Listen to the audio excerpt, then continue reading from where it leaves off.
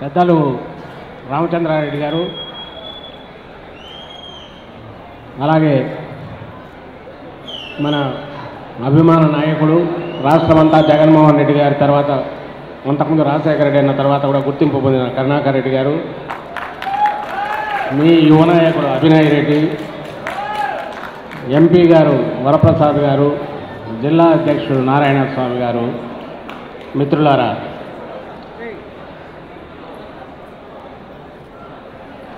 ఈరోజు చాలా ఆనందంగా ఉంది. మిమ్మల్ని అందరినీ ఒక కుటుంబంలాగా అందరు ఇక్కడ చేరడము, మీ అందరితో మీ మధ్య ఉండగలగడము, ఇది ఆనందంగా ఉంది. దాంతోపాటు ఉత్సాహం కూడా ఇస్తుంది. ఎందుకంటే ఎన్నికలు ఎప్పుడు వస్తాయో తెలియదు. మనం పోయేది నెక్స్ట్ ఎన్నికలకు పోయే ముందు జరుగుతున్న ఇవి కాబట్టి, మేబీ సంవత్సరంలో ఎన్నికలు రాబోతాయి కాబట్టి, దానికి ముందు ఒక ప్రిపరేటరీ దీనిలాగా జరుగుతున్న ఈ ప్లీనరీ సమావేశాలు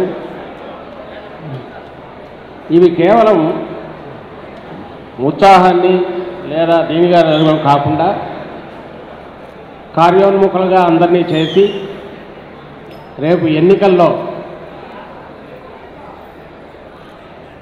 ప్రత్యర్థులకు ఎక్కడ స్థానం అంటూ లేకుండా మొత్తం రాష్ట్రం అంతా స్వీప్ చేసేలాగా, ఒక సునామీలాగా మనం అల్లుకుపోవాలంటే ఏం చేయాలి అనే ఒక సీరియస్ ఆలోచన కూడా ఈ స్థాయిలో జరిగితేనే అది సాధ్యమవుతుంది.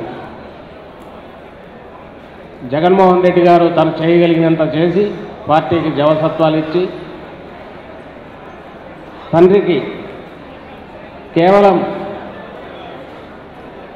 కుటుంబ వారసత్వంగానే తన వారసుడుగా కాకుండా రాజకీయంగా కూడా రాజశేఖర రెడ్డి గారికి తిరుగులేని వారసుడుగా రాష్ట్రానికి కనీసం వచ్చే ఒక 30 ఏళ్ల పాటు ఓ చిత్తశుద్ధి కలిగిన, నిజాయితీ కలిగిన, మాట తప్పని నాయకత్వాన్ని అందించే నాయకుడిగా ఎస్టాబ్లిష్ అయిన తర్వాత మనం రెండోసారి ఎన్నికలను ఫేస్ చేయబోతున్నాం నెక్స్ట్ ఇయర్. నేను నెక్స్ట్ ఇయర్ అని ఎందుకు అంటున్నానంటే అర్లీ ఎలక్షన్స్ వస్తాయని అయితే క్లియర్ సిగ్నల్స్ కనపడుతున్నాయి. ఈ సమయంలో మీరు ఇక్కడ చేరిన వాళ్ళు మళ్ళీ ఇలా కలవకపోవచ్చు. ఇంతకుముందే కరుణాకర్ రెడ్డి గారు చెప్పినట్టు ఇప్పుడు మీరు చేయబోయే తీర్మానాలు లేదా మీ కార్యాచరణ మీ స్థానికంగా మీ వార్డు స్థాయిలోనో పంచాయతీ స్థాయిలోనో మీరు రూట్స్ వేర్ల స్థాయిలో ఏ రకంగా చేసి ప్రజల మన్ననలను పనిచేసి ప్రజల మన్ననలను పొందడం ఎట్లా, రేపు ఎన్నికల్లో వైఎస్ఆర్ కాంగ్రెస్ పార్టీ ఖాతాలో అత్యధిక మెజారిటీతో ఈ నియోజకవర్గాన్ని చేర్చడం ఎట్లా, ఇక్కడ అభ్యర్థి అయిన కరుణాకర్ రెడ్డి గారిని అత్యధిక మెజారిటీతో గత ఎన్నికల్లో జరిగిన దీని నుంచి కోలుకొని ఎస్ నిజమైన బలం మనకే ఉందని ప్రూవ్ చేసే రకమైన మెజారిటీతో శాసనసభకు పంపడం ఎట్లా, అలాగే పార్లమెంటు సభ్యుడికి ఈ సెగ్మెంట్ నుంచి అత్యధిక మెజారిటీ ఇవ్వడం ఎట్లా, ఈ ఆలోచనల వైపే ప్రతి ఒక్కరూ వారు చేసే పనులు కానీ వారి మాటలు కానీ ప్రత్యర్థులు వీటిని ఎదుర్కోవడంలో చేయాల్సిన శక్తియుక్తులు కానీ ప్రదర్శించాలని నా కోరిక. ఇక్కడ ఉన్న వాళ్ళందరూ కూడా జగన్మోహన్ రెడ్డి గారి ఆత్మీయ బంధువులే. వీళ్ళెవరూ మామూలు వేరే పార్టీలాగా కార్యకర్తల్లాగా అట్లయితే భావించట్లేదు. అందరూ ఆత్మీయ బంధువులే. అయితే ఒక రాజకీయ పార్టీ స్వరూపం తీసుకున్నాక అందులోనూ మనం ఎవరినైతే ఎదుర్కొంటున్నామో ఆ ప్రత్యర్థి మాయావి, మోసగాడు,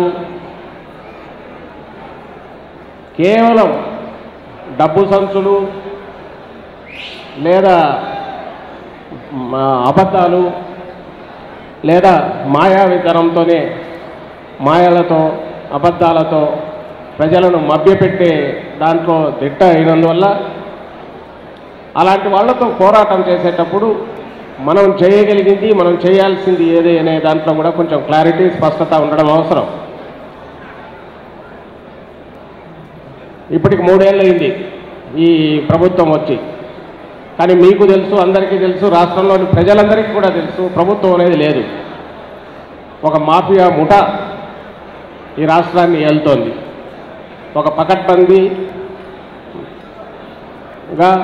అధికారాన్ని పూర్తిగా తమ వ్యక్తిగత ప్రయోజనాలకు వ్యవస్థీకృతం చేసి వారి వ్యక్తిగత ప్రయోజనాలకు, ఆ ముఠా ప్రయోజనాలకు ఉపయోగపడే రకంగా అధికార యంత్రాంగాన్ని పూర్తిగా సబ్వర్ట్ చేసి ఆ క్రమంలో పేదలు, అన్ని వర్గాల ప్రజలు, అన్ని మతాలకు, కులాలకు అతీతంగా ప్రజలందరినీ దోపిడీ చేయడంతో పాటు అరాచకం, నిరంకుశత్వం ప్రతి దీంట్లో కనపడుతున్నాయి. దాన్ని మొట్టమొదటగా ఫేస్ చేస్తున్నది, దానివల్ల నష్టపోతున్నది, దెబ్బతింటున్నది ప్రధాన ప్రతిపక్షంగా ఉన్న మనమే. అంతే. మేము ఎక్కడో హైదరాబాద్లో ఉండేవాళ్ళ కంటే నేను చెప్పగలిగేది మీరే. వీధుల్లో ఉండేవాళ్ళు, కింద ఎవరు పోరాడుతున్నారో వాళ్ళే దెబ్బతింటున్నారు, నష్టపోతున్నారు. అయినా సరే ఆ కష్ట నష్టాలు ఓర్చి ఎలాగైనా సరే జగన్మోహన్ రెడ్డి గారు ఎప్పుడు చెప్తుంటారు, ఇంటర్వెల్ వరకు తప్పదు, ఇంటర్వెల్ తర్వాత ఇది కనిపిస్తుంది క్లైమాక్స్కి వచ్చినప్పుడని. ఆ ధీమాతో మన రాజన్న రాజ్యం ఎప్పటికైనా వస్తుంది, దాన్ని తీసుకురాగలిగిన సత్తా జగన్మోహన్ రెడ్డి గారికి అందనే బలమైన విశ్వాసంతో, స్థానిక నాయకత్వం మీకు ఇచ్చే అండదండలతో మీరు అలాగే కష్టాల కోర్చైనా పనిచేస్తున్నారు. ఈరోజు ఈ కష్టాల కోర్చడము, పని చేయడము, ఈ తర్వాత నెక్స్ట్ వచ్చి ఏం చేయాలనేది వస్తుంది. దాని గురించి ఎక్కువ ఆలోచించమని నా కోరిక, నా విజ్ఞప్తి అయితే, సంవత్సరంలో ఎన్నికలు వస్తుంటే దాన్ని ఫేస్ చేయడం ఎట్లా. మామూలు యుద్ధంలో బ్రాస్ ట్రాక్స్ అంటారు, అంటే వ్యూహాలు పన్నడం ఎట్లా, ఏం చేయాలి, కింద దాన్ని ఆ పోరాటాన్ని ఎలా నడపాలి, జనం లేక ఎలా చొచ్చుకొల్లాలి, ప్రత్యర్థుల దాడిని ఎలా తట్టుకోవాలి. ఫిజికల్ దాడి కాదు అనేది, వాళ్ళు చేసే మోసకారి మాటలు కానీ, వాళ్ళు చెప్పే అబద్ధపు హామీలు కానీ ఎలా తిప్పికొట్టాలి, ప్రజల మన్ననలు ఎలాగ పొందాలి. వీటిలో అదృష్టవశాత్తు మీ నాయకుడు కరుణాకర్ రెడ్డి గారు సిద్ధావస్థలు, ఆయనకు వాటిలో బాగా దశాబ్దాల తరబడి అనుభవం ఉంది. కాబట్టి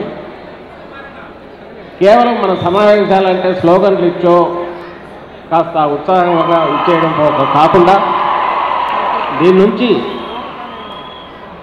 మనం రేపు జనంలోకి మన పార్టీ యొక్క చిత్తశుద్ధిని, నాయకుడి యొక్క నిజాయితీని ప్రజలకు వైఎస్ఆర్ కాంగ్రెస్ పార్టీ ఈ రాష్ట్రంలో రాక తప్పని అనివార్య పరిస్థితి గురించి వివరించడంలో ఏమేమి ఆయుధాలు, ఏమేమి వ్యూహాలు అవసరమో అవన్నీ కూడా సమకూర్చుకోవడం, వాటితో జనంలోకి వెళ్ళగలిగితే తప్పకుండా విజయం మనదే అవుతుంది. నేను ఇంతకుముందు అన్నట్టు వచ్చే ఎన్నికలు మామూలుగా ఉండవు, డూ ఆర్ డై లాగా ఉంటాయి. వాళ్ళకి అలాగే ఉంటాయి, మనకు అలాగే ఉంటాయి. దానికి కారణం కూడా అందరికీ తెలుసు.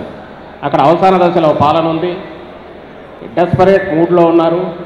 మామూలుగా ప్రజలను జనరంజక పాలన పక్కన ఉంచండి, రెగ్యులర్ సాధారణంగా ఒక పరిపాలన అందించి జనం దగ్గరికి వెళ్ళి ఓట్లు అడిగే పరిస్థితి లేదని స్పష్టంగా తెలిసినందువల్ల అడ్డదారుల్లో అన్నిటికీ తెగించి, బరి తెగించి రాక్షస పాలన సాగిస్తున్న రోజులు. దేని మీద నమ్మకంతో ఉన్నారు నెక్స్ట్ అంటే డబ్బులు, కేవలం డబ్బులు, దాంతో కనుగొనే బలము, రౌడీల ఇలాంటి మోకలను అడ్డం పెట్టుకుని మళ్ళీ ఎన్నికల్లో రావచ్చు అనేది చూస్తున్నారు.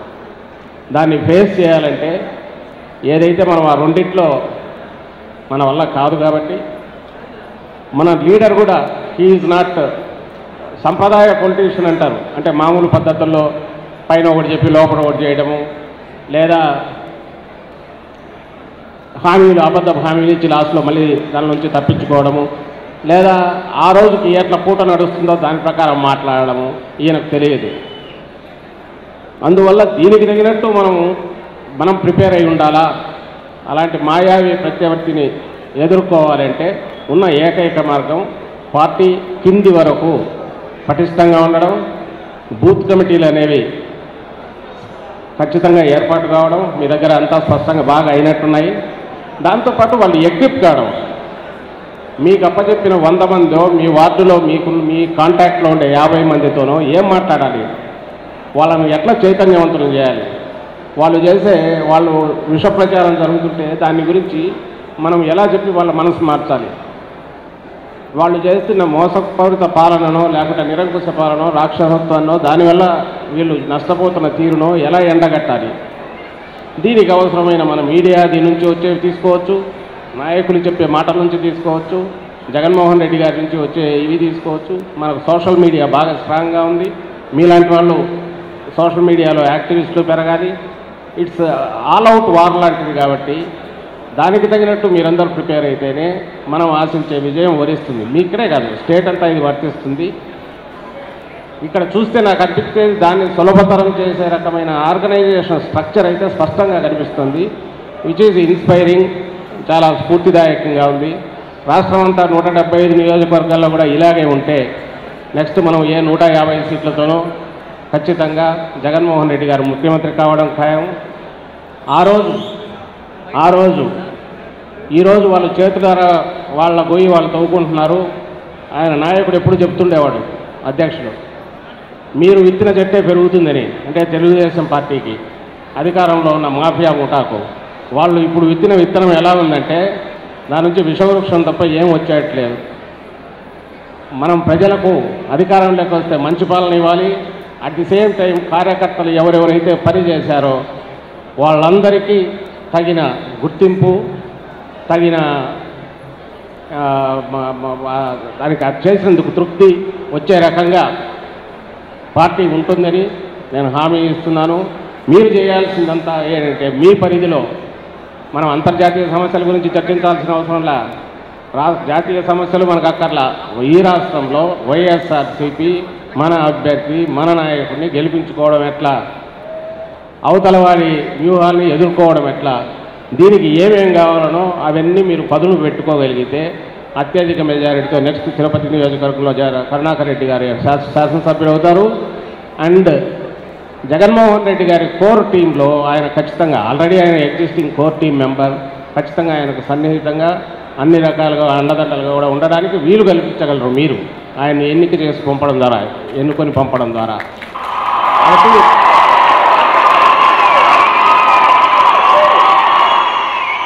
దానికి ఆ ప్రస్థానానికి ఆ ఎన్నికల్లో ఆ తీర్పు కోసం ఈ రోజు నుంచి మీరు ప్రతిజ్ఞ చేసి ఇది ఒక శంఖారావంలాగా ఇప్పుడు మీరు చేయబోయే తీర్మానాలు కానీ మీరు తీసుకునే నిర్ణయాలు కానీ ఆ దిశగా ముందుకు నడపడానికి ఉపయోగపడాలని ఆకాంక్షిస్తూ సెలవు తీసుకుంటున్నాను. Thank you very much.